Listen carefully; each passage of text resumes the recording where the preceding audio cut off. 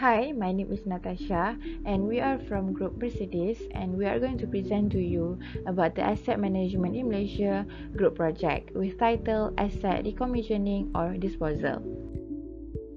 Before we proceed, I would like to introduce to you our group members. My name is Nur Ain Natasha binti Mat Rozaidi. Next is Wan Muhammad Amir Haziq bin Wan Azni, Nurazatul Husni binti Razali, Nabani Suari anak perempuan Raju Munyandi, and lastly we have Lukman Hakim bin Kamarul. Next, we are going to look at the table of contents. For this presentation, first we will have introduction, next processes involved in asset decommissioning, regulation imposed, cost involved, and lastly we will have risk management during asset disposal. Hello, my name is Navneeswari and I'm going to explain about the asset we have selected and the definition of the decommissioning of asset. What is an asset? An asset is any source or good that can be used to generate cash flow, reduce expenses, or provide future economic advantages. Examples of assets are owned vehicles, investments, inventory, machinery, real estate, and cash. Asset we have selected is cars. We have selected cars, which is a depreciating asset. A car that we own outright is considered as a valuable asset. Car is an asset since we can instantly sell it and get cash for it, although for less than we bought for it.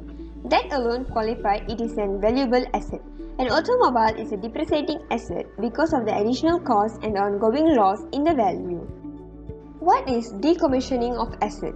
Decommission of asset is the formal retirement from service of an asset which may or may not include the asset's physical removal from the premises. Even though the two terms represent significantly different things, decommissioning and laying up a vehicle are occasionally used interchangeably.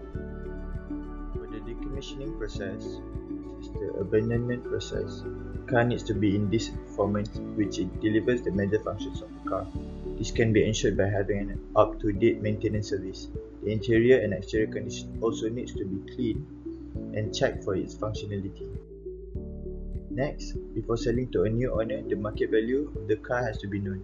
This can be done by surveying the car of the same model and manufacturing year, as ranges of prices can be known considering all modifications made to the car as well. Moving on, the overall inspection is crucial in ensuring the overall safety and physical condition of a car, as well as the legality of the ownership. This can be checked under Puspakom. This way, the lifespan of the car can be estimated for the use of the new owner. The ownership transfer.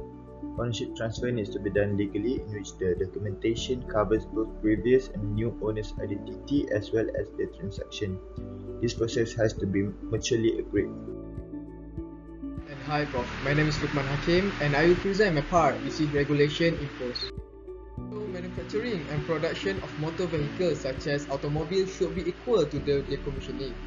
Next, end-of-life vehicle ELV is classified as a decommissioning of the vehicle. ELV law is implemented by other Asian countries.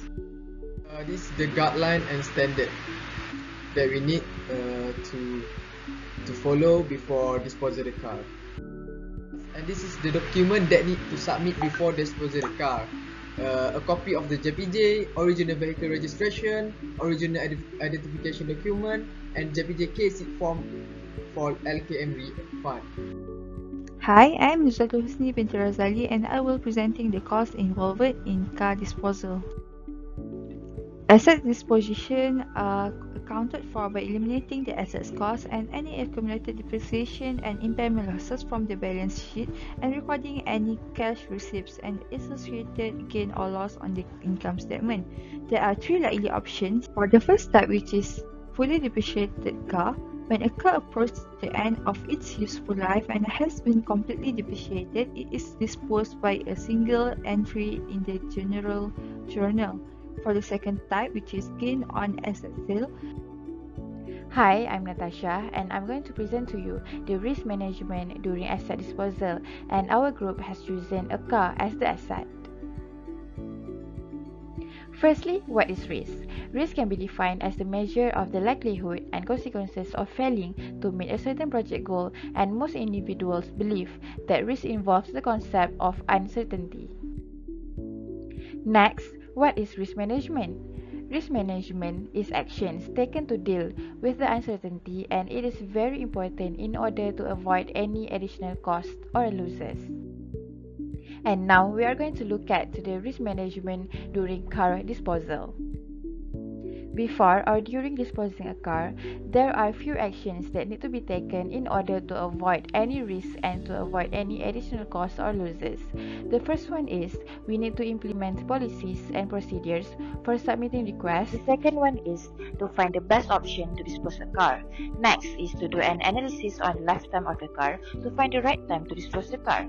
And lastly is to find someone that willing to buy the car at great price. This is because to avoid any losses. That's all from us. Thank you for watching.